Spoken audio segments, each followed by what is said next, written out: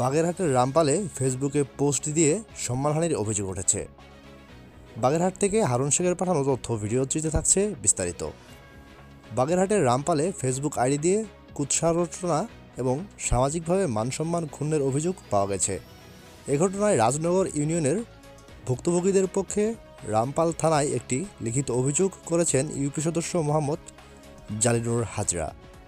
জানা গেছে, উপজেলার রাজনগর ইউনিয়নের বাশেরহোলা গ্রামের মোহাম্মদ আফজাল হোসেনের ছেলে মোহাম্মদ জালিনুর হাজরা লিখিত অভিযোগে উল্লেখ করেছেন, রাজনগর গ্রামের মৃত আবু তালেবের ছেলে আবু হানিফা গত 10 তারিখ তার ফেসবুক আইডিতে একটি পোস্ট করেন। পোস্টে জালিনুর হাজরা মোহাম্মদ মাসুদ গাজী এবং আওয়াল হাজরার নামে মিথ্যা ভিত্তিহীন কমেন্ট করে মানসম্মান ক্ষুণ্ণ করেন। এছাড়াও সে বিভিন্ন অপপ্রচার করে ক্ষতি করার চেষ্টা করছে বলে অভিযোগ উল্লেখ করা হয়েছে। তিনি এই বিষয়ে প্রশাসনের হস্তক্ষেপ সহ নিরাপত্তা কামনা করছেন।